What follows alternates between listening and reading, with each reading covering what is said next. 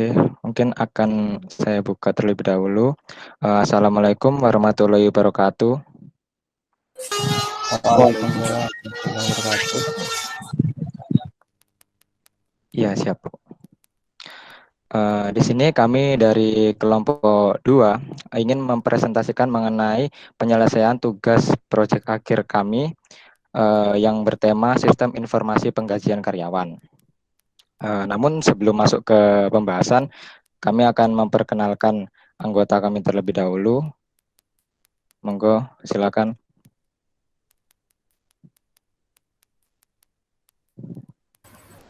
Baik, perkenalkan nama saya Fauzia Gaza Oktaviani, NIM 075.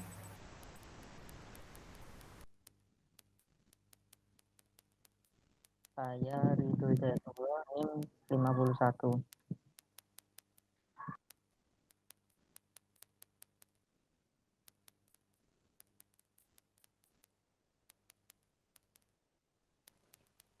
Saya Ali Gufron, NIM 140. Saya Farham Rinaldi Valerian, NIM 114.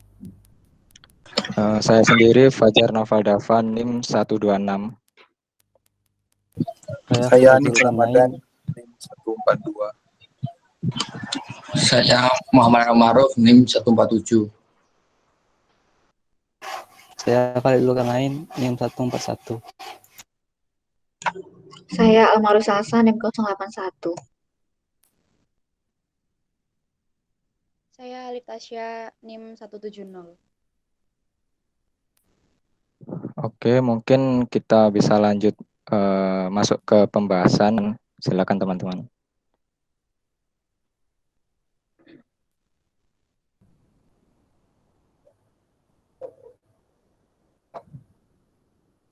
Mungkin mulai dari halaman pertama dulu bisa dibacakan oleh teman saya.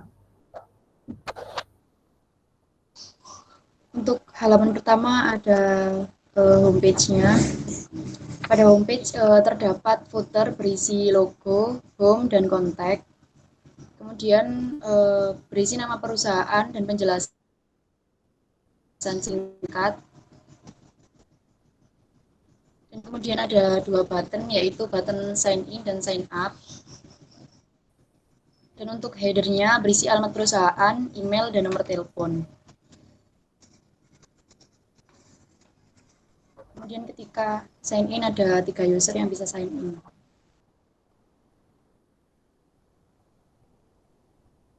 Selanjutnya dijelaskan oleh teman saya.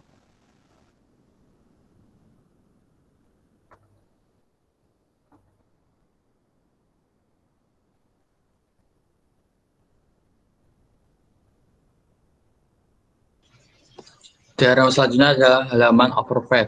Dalam overview ini dalamnya ada kalender dan ada employer. Kalau klik soal itu akan menampilkan seluruh data dari karyawan. Dan selanjutnya ada person. Kalau klik soal akan menampilkan history absen terakhir. Ada payroll. Kalau di klik sel akan menampilkan histori dari perincian gaji.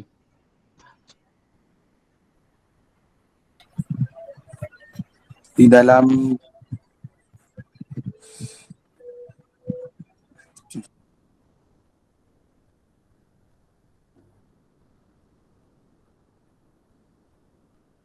Oke, lanjut ke halaman employee ya. Di sini kita disuguhkan tampilan dari jumlah karyawan, dan di situ juga ada spesifikasinya mulai dari ID, staff, nama staff, posisi, dan join date-nya. Dan itu untuk ID itu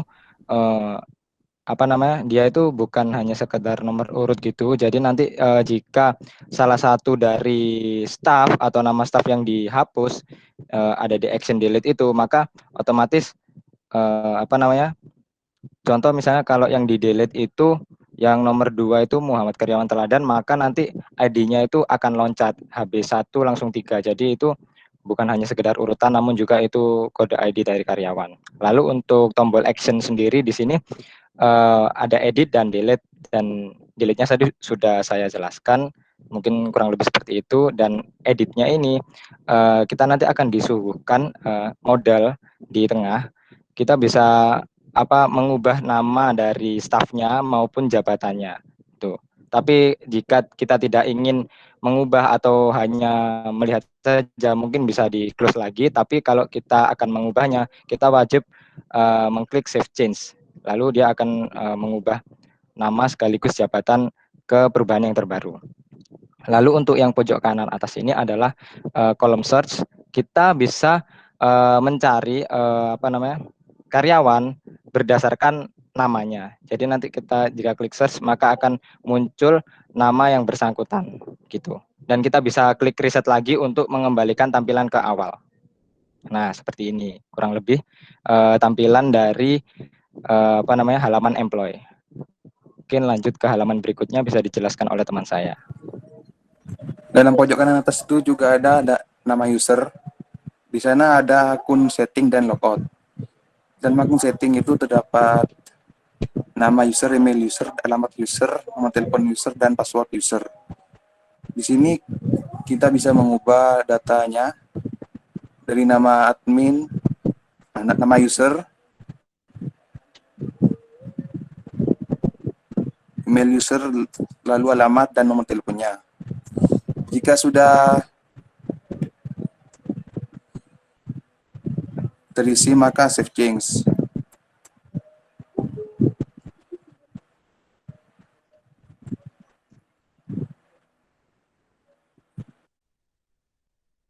Selanjutnya.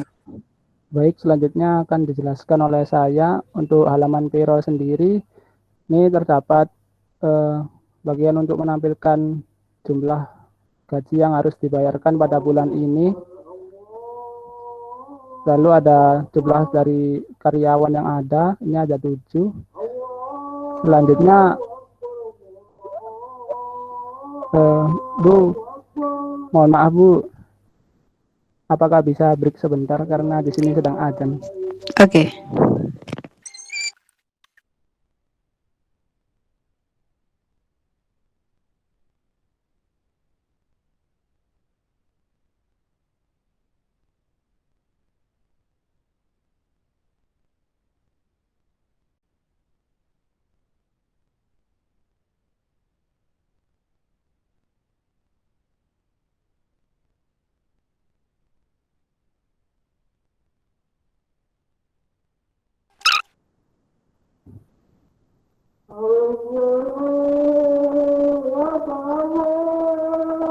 Baik, kalau begitu saya lanjut.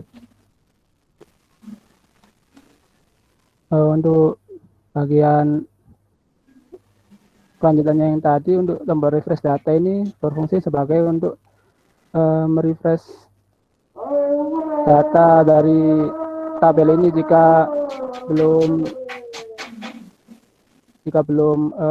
tampil, mungkin kosongan seperti tadi ketika awal mengklik payroll ini tadi kosong, maka harus mengklik tombol refresh data untuk merefresh data yang ada di tabel. Kemudian ini untuk memilih bulan-bulan yang ada. Jika mengklik langsung ganti seperti ini. Lalu sebelah kanan ada tombol untuk pencarian. Jika diklik maka akan tampil tombol reset untuk mereset pencarian yang sudah dilakukan. Kemudian di tabel ini menampilkan gaji dari karyawan tersebut, dan gaji ini bisa diubah melalui tombol edit ini. Salarinya ini jika diubah, misalnya saya ubah 20 juta, maka akan otomatis berubah. Namun jika terdapat kondisi ketika salarinya belum berubah, harus dilakukan mengklik tombol refresh data yang ada di atasnya ini. Selanjutnya ada kolom payment method. Ini merupakan keterangan bahwa payment methodnya merupakan bank transfer dan sebagainya. Lalu untuk statusnya sendiri ini akan berubah dari not yet paid menjadi paid. Untuk implementasinya seperti ini, ketika tombol pay now-nya saya klik maka akan berubah menjadi paid. Dan nanti pada halaman karyawan di halaman rincian gaji akan tampil gajinya dan sudah bisa di-print. Sepertinya cuma itu saja di halaman payroll.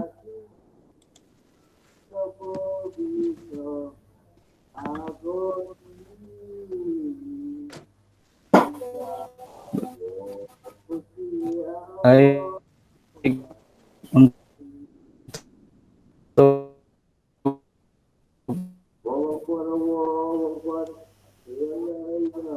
di halaman absen employee di sini terdapat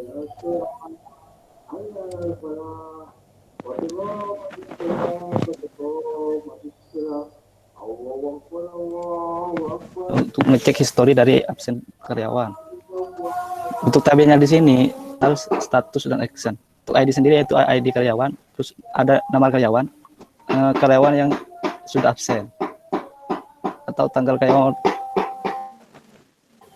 Terus selanjutnya ada status.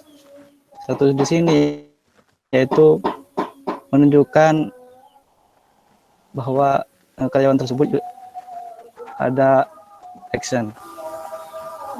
Dalam action di sini admin bisa kehadiran user.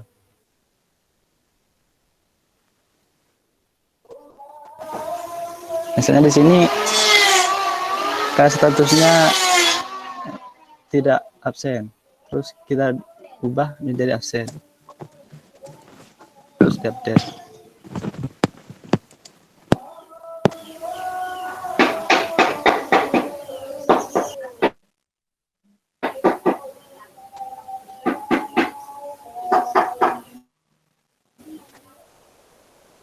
Lalu selanjutnya kita akan beralih ke Otomatis yang tadi. Selanjutnya kita akan beralih ke halaman karyawan.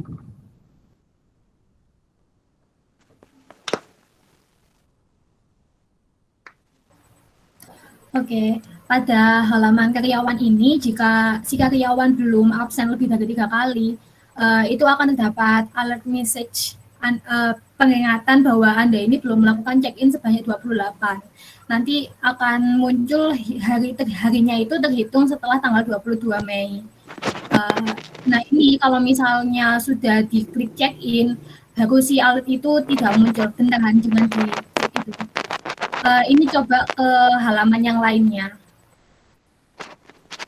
Nah, ini jika si check-in itu tidak diklik, maka tiap kita pindah halaman, itu si alert message ini tetap muncul.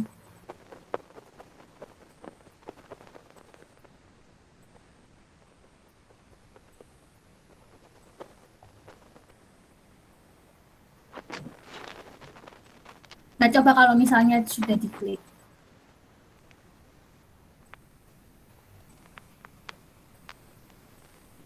Nah, maka tidak akan muncul lagi pesan peringatan. Oke. Selanjutnya yaitu untuk menu attendance history. Nah, di menu attendance history ini berisi data-data dari karyawan tersebut, data-data kehadiran dari karyawan tersebut. Di sini ada tanggal, sama juga ada juga keterangan apakah karyawan tersebut hadir atau tidak. Terus menu selanjutnya yaitu ada rincian gaji, yang mungkin akan dijelaskan oleh teman-teman yang lain. Baik, di fitur selanjutnya ada rincian gaji. Di sini yang pertama ada year-nya, ada tahun 2021, lalu berisi bulan, jabatan, gaji sama aksi. Nah, data-data yang di sini sudah diambil dari database berdasarkan ID user masing-masing. Kemudian ketika kita klik detail, button detail, akan menampilkan data rincian gaji dari karyawan tersebut.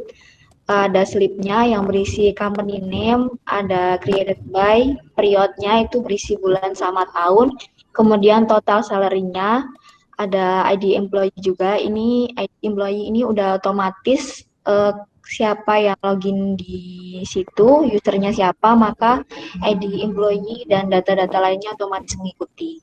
Nah, kemudian ada button print juga. Nah, di button print ini berfungsi untuk mencetak apa-apa yang ada di slip rincian gaji barusan agar bisa di save di device-nya masing-masing.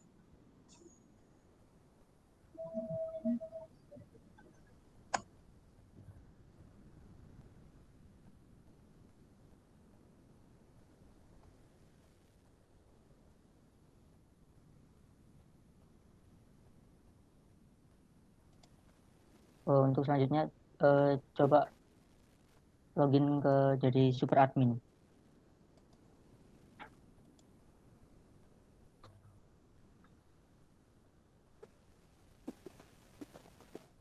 Kemudian di halaman employee. Nah, ini sebenarnya untuk tampilan super admin dengan yang admin ini sebenarnya sama. Cuman di sini yang menjadi pembeda yaitu super admin di sini untuk action edit karyawan ini terdapat salah satu fitur untuk merubah level user. Jadi misal dari karyawan biasa ingin naik jabatan, super admin akan bisa merubah karyawan tersebut jadi admin. Nah, untuk yang admin sendiri itu tidak bisa untuk merubah level user ini. Jadi yang bisa merubah level user ini cuman super admin saja. Seperti itu. Selanjutnya mungkin bisa dijelaskan sama teman saya.